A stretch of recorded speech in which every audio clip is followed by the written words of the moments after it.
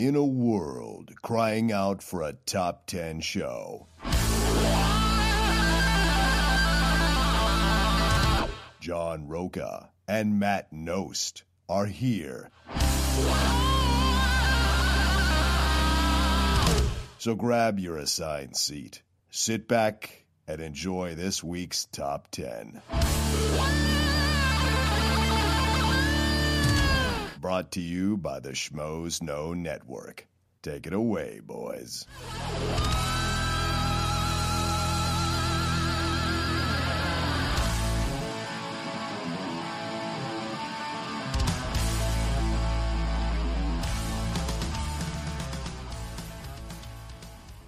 Welcome, everybody, to day 2 of the recap and reviews of the films from December for the Top 10 show.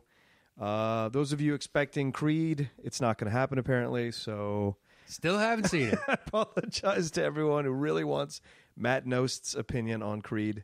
It doesn't seem like it's going to happen anytime soon. No, probably not. Maybe when it comes out on DVD, he'll break down and watch it, and then we'll have a Once I can get it digitally. Yeah. I'll watch it then. Oh, that's right. I'm sorry. That's right. You're digital. I could have had love of digital, a screener of it if I wanted to. Right. Yeah. I had a stack of other screeners, though. Yeah, you did. So I watched those instead. I banged out like Anomalisa and shit like that. What the fuck? Over Creed? I don't get it, but all right. Just because it was so glowingly reviewed, I'm like, oh, you got that? All right, I'll take that. So was Creed. Glowingly reviewed. Yeah, but I already know what Creed is. Whereas Anomalisa was a complete question mark. All right. It's puppet sex. I'm assuming, but it's Rocky 1. Excuse me. Spoilers on this show. Oh yeah, right. Oh yeah, and I am Matt Nost. Oh yeah. Hi, I'm John Roca. This is the Top 10 show. Before we spiral too far out, it just seems like Rocky 1. Yeah. With Stallone in the trainer character, and then Michael B. Jordan in the Stallone. Yeah. And he's just... But there's more. I know. Okay. Of course there's more. There's a reason people love it so much. That's right. Yeah. All right. I don't know. Do you know anything about Anomalisa? It could rival Rocky 4. That's why I watched Anomalisa instead. Anomalisa's puppet sex. I know that. Yeah, now you do, but I didn't know it when I got that. Yeah, I had been following that one because I'm a huge Charlie Kaufman fan. So I'm trying to find the right moment to go see it. I haven't found the right mood to be in to go see it. So we'll see. I haven't heard the best reviews though. Some people, my friend, including you, don't think it's that as good as people think it is. It's interesting, but right. I don't know. I liked aspects of it, and it just. Yeah, that's a different podcast. Yeah, fair enough. That is a different podcast for me. Yeah, you haven't seen it. I don't want to talk about it. We're here to spoil another movie that you may not have seen. That's right. Not that one. Right. Which is we're doing The Revenant. The Revenant. Yeah, man. What you feel is the leading contender for Best Picture? I do think so. Yeah, I think the Academy will give it to him and give the film the Best Picture. I give him Best Actor and. I think he's getting Best Actor for sure. Absolutely. I don't think anybody's got a shot at taking him down. The groundswell is too big. It is, and it's also, this is for other things. Yeah. Not to say that this wasn't great. Right. But this is a Denzel situation where we're giving it to you for Training Day, but you should have won it for Malcolm X or for a few other things. Right. Or Scorsese for Departed when he should have really won it for a number of other films. It happens. This is a makeup, and this is a... I like the film. I just don't think it's as amazing as... Other people are holding it up to me. Okay. I really thought it was. So it'll be. So tell me your take. Well, because of what we talked about in 2015. Yeah. The fucking, instead of jumping the shark, it was horse jumping the cliff. Yes. And at that point, the movie lost me. That's where you. That's where I just like. Okay. Not that he survived a bear attack. That was because you were okay with that one.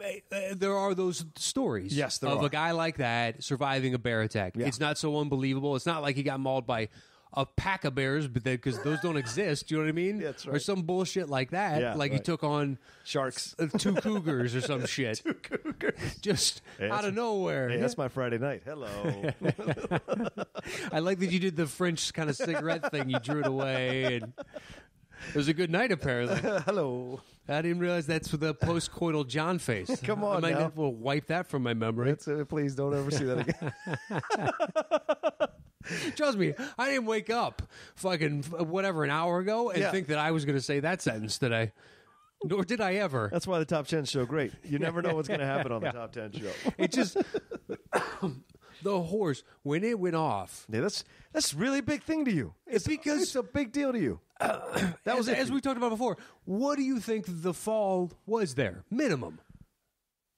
What do you think the most conservative how tall estimate? is the tree? It seems like it hit the tree really quickly. So maybe it was a 50-foot fall. But the thing is, as big as that tree was, from the perspective of coming off, it didn't look as huge as it should have. That tree was 50 feet tall, and it looked 30 feet tall. Yeah, right. Which means from perspective, that is an extra what? I don't know. Yeah. I don't know what the math or the science is, but I Okay. got to assume 30 to 50 feet. Sure. Of you got to fall down and then see, oh shit, this thing's huge. Yeah. And then barrel into that after you've already been falling 9.8 meters per second squared for a few seconds. That's true. And you're building your goddamn momentum.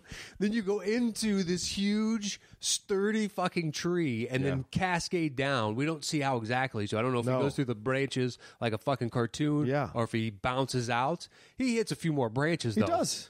Lands on the ground, and that doesn't fucking kill him, doesn't break a rib, doesn't, or at least that we know of. Right. And he guts a horse, and he lives in the horse Lives inside the horse. Who knows how long. I think one night. Okay. I really only want to believe one night, but maybe I don't a couple. know. Yeah. Because when he has to dig himself out, he almost seems like... Like Jim Carrey and fucking Ace Ventura 2 when he comes out of the rhino, the fake rhino at the end, but it looks like he's been in there for a while. He looks like he's been living in that rib cage. And at that point, it's just like, you know, like I'm glad he got his retribution. I'm glad it ended the way it did because as an overall construct for the movie, it makes infinite more sense. Yes. He gets his... You know, he killed a man, so he's not living without sin. So you're saying if they cut that part out, you'd have been happier? Yes. Oh, really? You'd have been okay with the movie? I think so. Interesting. Because Okay. then the build of him getting back and he's still... Because then the problem is, when he escapes from the horse, how long do you think it is until he gets to the fort? Or that he gets discovered, actually? I don't know. A few days, maybe. Oh, maybe a day or two, I guess. I mean, it seems pretty quick in the timeline. Yeah, it is quick, yeah. And then... he ends up back at the camp. Tom Hardy runs, and he is out after him with an energy that I didn't seem possible through that buildup of he'd been in camp for 12 hours. Yeah. Maybe Hey man, this is when you want revenge. True, and they've killed your son. It's an energy form all its own. Yeah, exactly. And it's only afterwards that you crash and you're sick for like 3 weeks because you put your body through hell and you held it together. I mean, I loved the actual revenge, the fight between the two of them. Yeah, it's a good fight. The stick propping up Domhnall Gleeson. Yeah. That was fantastic. I saw that, you know, once that reveal, and was like, that's a great little Western kind of trick. Yeah, absolutely. Well, let me tell you why I thought it was amazing. Go ahead. I thought it was one of DiCaprio's strongest performances ever. He's been really building for me as an actor since The Aviator. Like piece by piece, film by film, I've come around on him. Because I know people like Gilbert Grape and everything like that, but I didn't think he had the gravitas to grow into an adult part. I always thought he was going to be like the whiny, loud kid. And then when you saw Aviator, you saw something start to change. I didn't think it was 100% a nomination-worthy performance, but then you get the Steven Spielberg one that you love a lot, Catch Me If You Can. Yeah. And then you get these other, and he starts to see him coming into his own. Departed is what really turned me on him. That's when I was like, oh, this fucker is a real actor, not just a fucking movie star. He's a fucking actor, and I enjoyed that. And so what I saw in The Revenant is more an extension of that as a man. And there's such he's almost as dedicated as Gyllenhaal is, but in more movie star friendly type parts. And so it's fun to see him do that because I never doubt his dedication to a part. He's just dialed in. Same thing with Wolf of Wall Street. His crawling down the fucking steps on that Quaalude is one of the most amazing things Wolf I've ever of seen Wall as an Street actor. cemented him for me. Yeah. Because that movie I have now watched when I realized that I could get Amazon Prime and watch movies on my phone. Yeah. That was on there. It was the first movie I started rewatching. I downloaded. You can download that onto your phone itself. Nice. And carry it around. You used to be able to carry it around for a while. I mean, now there's a time limit on it. But So I just kind of had that. So whenever I was bored, I would just fast forward to certain scenes and rewatch. Yep. Like just chunks of like, I got 10 minutes to waste. Yeah. I'd love to see that scene. It was like, I was also playing with the app and like, this is kind of nice. Like having this with me. It was the first test drive was that movie. Yeah. And I've now watched it a bunch of times and it's just like, this is endlessly entertaining. Yeah. I want to see him continue on as this character. Unlike a lot of other actors, and especially from DiCaprio. Like, I've always enjoyed his work. Yeah. But I liked Gilbert Grape. When I saw that, I was blown away. He's a young kid. Yeah. I didn't see how he was going to make that transition. That and then Boy's Life. Yeah, Boy's Life. Between those two, I was like, this guy is fantastic. I've always enjoyed him from his earliest work. Right. But Wolf of Wall Street is the first time where I've just like, you were so good in this, you're endlessly rewatchable to me, which is impressive in a drama comedy. Absolutely. Kind of. But just like, wow, that is, you're more than holding your own. Like, that crawling scene is brilliant. Yeah. Is absolutely brilliant. It really is. Just and then the flashback to, I mean, just because he sets it all up. Really and like, happened. I'm fucking smooth, just like every drunk asshole. He's all whacked out on pills, and then you see it, and you're like, oh my god, that's what Quaaludes do. I've never seen somebody on Quaaludes. That clearly has to be what it is. Yeah.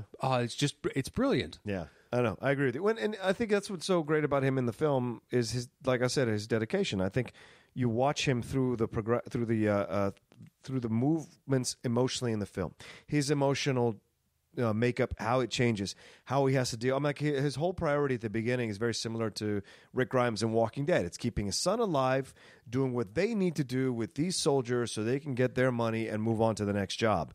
But what happens is, this whole thing comes in with Tom Hardy, who is fantastic. I will say this till the day I die.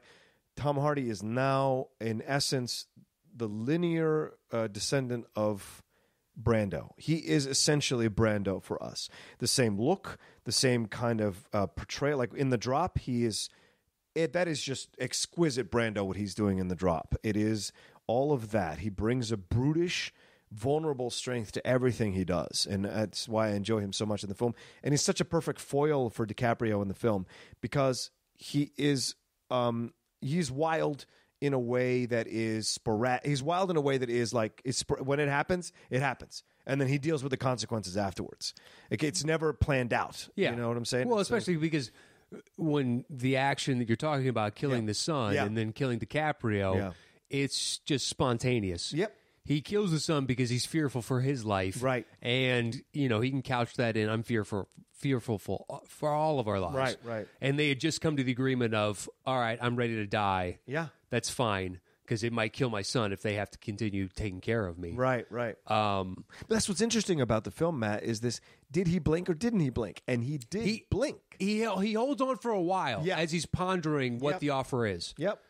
And because Tom Hardy is presenting it with a real, like, you need to fucking face facts here. Yeah. You got mauled by a bear. Right. Let's be perfectly honest. That does not happen all that often. Right. It's only horror stories that I've ever heard. Right. So we have to carry you out of here, and we're being chased. We know we're being chased. Yeah. Whether or not they found our scent, we have no idea, but I'd be hyper skittish too. No shit. Yeah. There's a force coming for you that hates you and will kill you on sight. No questions asked. It doesn't even matter if you're in the fracas that they're involved in. Yeah. It looks like they're just on a warpath. Yeah. Tough shit for you. And guess what? You've done it to them. So there's a reason they're pissed and they're willing to just do that to any white guy they see. They've kind of, you know what I mean? We've earned our keep in that regard. Yeah. Yeah, I mean, go ahead. Yeah, well, the bear scene. Yeah. We have to talk about the bear scene. That was insane. It was so realistic. There were moments I could tell the CG, but for the most part, incredibly realistic. So amazing. And his reaction to it and the struggle and the different ways he tried to fight back. Now, as that fight scene was building, did you want, like, I didn't want him to pull his gun out.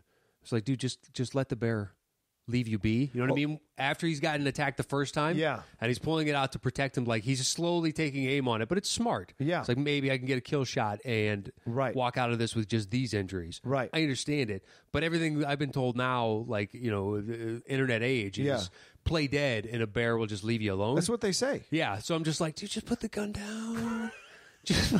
But yeah, we know that now. Exactly. Right, how would they have known that back then? He would pull his gun out just like you would. That's right. You're going to protect yourself because this thing is fucking wild, and I don't know if it's going to turn back on me. I love the fact that when he shoots him, the bear doesn't just go down. The bear fights a little bit and then realizes it's dead. You know, it's not automatic, which is great. And all the bear was doing, and this is something someone said to me the other day. They're like protecting its young. Yeah, they're like I was with the bear when they were attacking DiCaprio. I know. It's just one of those of why the bear. It's the wild, man. Yeah. It's the wild. There's no place for this morality crap. It's the wild. It's kill or be killed. That's what it is back then. And so still is. Just not in our society, but everything else on this earth is still kill or be killed. That's right. We're the only ones that have technically elevated above that. Supposedly. Yeah. But like his reaction to it, to shoot him that's a natural survival instinct.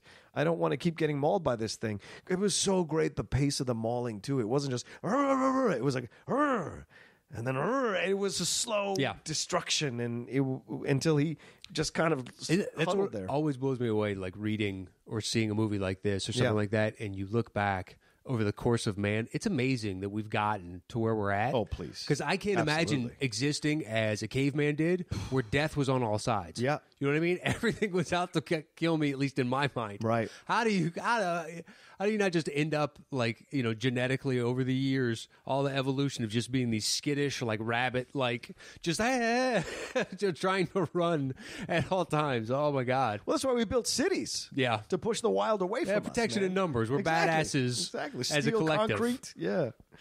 I really enjoyed the direction of the film. Inarritu is becoming one of my favorite directors currently working. I like the rawness and the starkness that he brings to the pieces he directs. And this is why I enjoyed the movie so much. Some people say, oh, it's too long, it was a little boring. I respect if you feel that way. Not for me. I fucking was engrossed from beginning to end. It was a hell of an experience.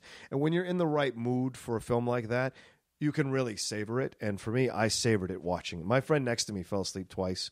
And it was just too much for him. And it was the exhaustion of everything that was happening and all the stuff that was to him. It was just like, it was too much. And he just passed out a couple times.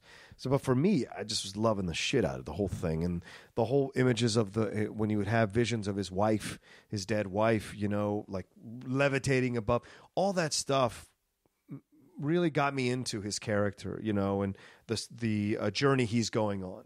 More than just the revenge journey, it's for himself to reclaim his life again now without her and without his son. I mean, because he had held on to his son, and you could tell him and his son were having their battles because he was probably holding on too tight to his son. Oh yeah, not letting him spread his wings, right, and making his son so afraid of the world instead of bringing him up to be more tough or more, which is something that my father did. So I had a feeling of connection with that, and so I enjoyed a lot of the film for my own personal reasons, so.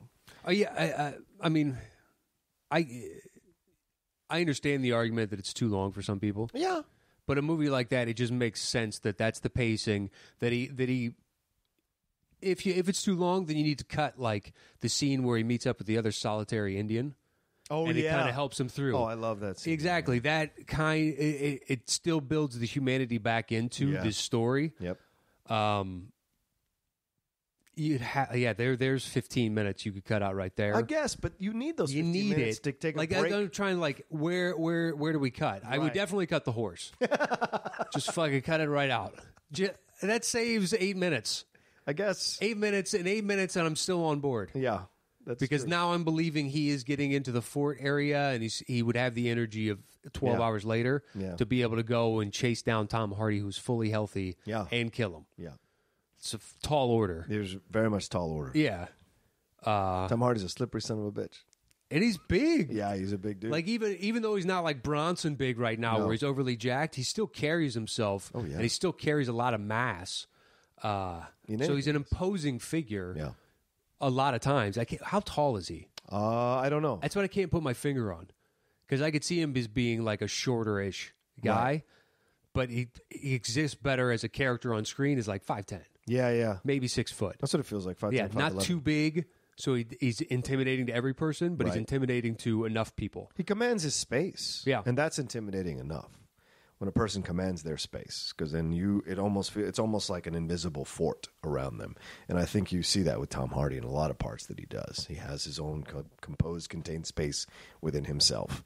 And that's what's so fun when he finally gets caught. I mean, his reaction to turn tail and then to like hide out and fight his way. But it's so great because DiCaprio, his character is just, he's like, he doesn't know that I've got him. I've already got him. I've got him. Because I know how to track him. And it was such a great moment to hear him say this. I'm going to take my because time. He's running scared. Yeah, exactly. And because he's a tracker. DiCaprio is a tracker, so he knows he can find him. Yeah. And there's only so many places this guy can go. Especially in the snow. Yeah, especially in the snow, which was nice to see. Like, I really enjoyed that aspect of the film, that it was constantly in the snow. It was like you're constantly in nature, and you were discovering little things, like you said, discovering the Indian out of nowhere, having that kind of kinship with him and seeing what that does for him as taking a break from this constant battering of trying to get to Tom Hardy. He got to kind of take a little bit of a break and savor the world again a little bit. Like the stupidity of snowflakes on Otherwise, his mouth. I mean, you need to slow down right now and recuperate because you're going to kill yourself. Exactly. And that's what the Indian was saying to him. Yeah, exactly. Just, hey, I understand you have somewhere you need to be. Yeah. But you're never going to make it there unless you take a second. Right. You couldn't cut that to me. Otherwise, the film kind of it fails a little bit. Right. It becomes a standard revenge film. And true. And what's great is that his physical body is mirroring his soul, his spirit. It's having to be reconstructed. It's having to be healed. So there's more going on than just his body, from the broken ankle dragging himself around guy to the fully mobile attack machine that becomes at the end. That's what because that's what I thought. He had a broken ankle or a broken lower leg or something when he's crawling, because I think it was his right foot. Yeah, his right just foot. Looked jacked. Yeah. It was like, but that seemed to manage to heal itself. It did. By the end. Right. So it makes you, I don't think this happened over a week. I think this is a film that drags itself. It's probably over months that he was coming back and trying to find them, because they were so surprised when they find DiCaprio. They're so surprised. So he must have been gone for a long time. Well, I think it's also surprising that they were told he was buried and there's a grave marker. Right. But B, it's the middle of winter in this incredibly harsh environment, and you were mauled by a bear. So the fact that you're alive is, doesn't compute. Yeah. And go ahead. You had something. What did you think about Domhnall Gleeson? Did you like him as the? I thought it was really so much better in this part than he was in General Hux in the Star Wars. Wow. I'm just saying. I don't know why you had to go sing-song on that, Rosie. But you even did the head shift, like the Liza, like you're really trying to create the vibrato. With a Z, buddy. With a Z. Yeah. That's right, Liza with a Z. Yeah, no, I thought it was. I thought it was good. It's one of those of I'm comparing you to Ex Machina. Oh, where that's a fair comparison. You were giving so much more, and in this one, like you're good, but you're here to facilitate this ultimate revenge. Right. I like the kid from We're the Millers. I was really surprised. Yeah, that he was. I thought he was one of these comedy kids, but he had a nice arc through the film, and his scenes. His character really feel very real, or felt very real. Yeah, felt very real. Sure. Yeah. Well, you just got up an hour ago. Quality give yourself a break. I got going here. What'd you feel about the direction, the score? Did any of that jump out at you?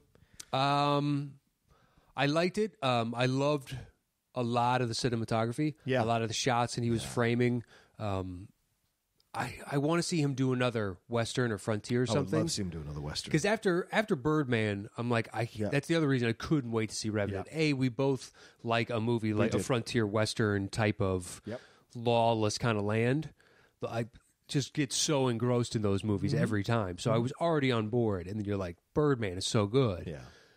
I mean, so I enjoy this film. I really hope he goes back and does another. I don't know that he will, because it seems like he jumps from movie to movie to movie, which is great, expanding. Because he had so much care in creating the characters and getting a lot of the different wardrobes correct. Yeah. And I don't know that I've ever seen fur traders up close. Right. And it's, that's interesting. And there's the skiff boat that they have. Yeah. It's like this flat-bottomed boat. That way, if they go through shallow area, they can coast across. Right. but still carry a big payload and be like, oh, that's what a bale of fur looks like. It's that big. Right. Wow, that's pretty big. And then they're talking about the logistics of what this is worth and whatnot. It was so impressive to see what seemed like genuine life spark in front of you on film. Yeah. So I hope he does another one. Yeah. Because I was impressed by all of that. Yeah, that and the attacks from the Indians.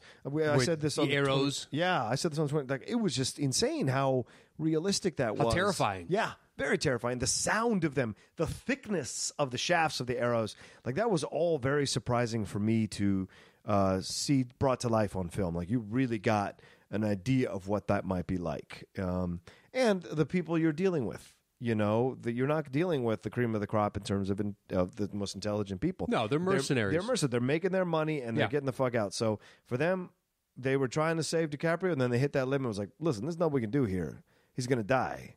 You know, and so sit with him till he dies. And then we're not this isn't a military company. Yeah. A bunch of us might be former military or have some sort of military experience. It makes the most sense because how the fuck do you get that far in the frontier without being military first, unless you're born out there. But I don't know how many people were at that time in America. Yeah.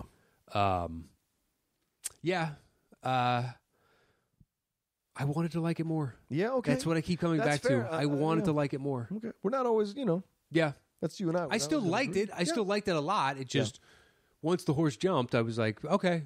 Yeah. I mean, I enjoyed the revenge at that point, but I was more invested up until that moment. What did you think about him sending Tom Hardy down to be killed by the Indian? Loved it. Yeah. Loved it. He didn't want to do it, right? Like, it wasn't what he was supposed to do anymore. Like, he'd gone through I don't know what you call it. He'd gone through the whole thing, and in the end, he realized, yeah, man, there's nothing to be gained by me killing him. Like, I have to give him back to nature. You know. Well, it's also because he was half scalped before. Yeah. Let's finish off the job. Exactly. And I'm assuming, once the Native Americans saw that, they'd be like, "Oh, he's already half scalped. We're killing every white man we come across. Right. Somebody else tried to get him. They couldn't. We probably should. This guy deserves it." And the only reason DiCaprio survives in that situation because he saved that girl. Right, exactly. So I thought it was fun how that kind of came around. It was almost like Training Day where, Ethan Hawke saves himself from Cliff Curtis because he randomly saves that girl from being raped in the alley earlier in the film. So I thought that was a nice little twist there to have it come forward. But you're right. I mean, interesting if they'd cut the horse part. It doesn't really add that much other than giving you a break from the progression of the film. So, yeah, maybe. I mean, I don't think it really, I think cutting it would have worked. It would have worked. He got away from the Indians. Or no, I mean the French dudes, the French guys who were coming after him and stuff. So, but yeah, interesting. Okay, all right.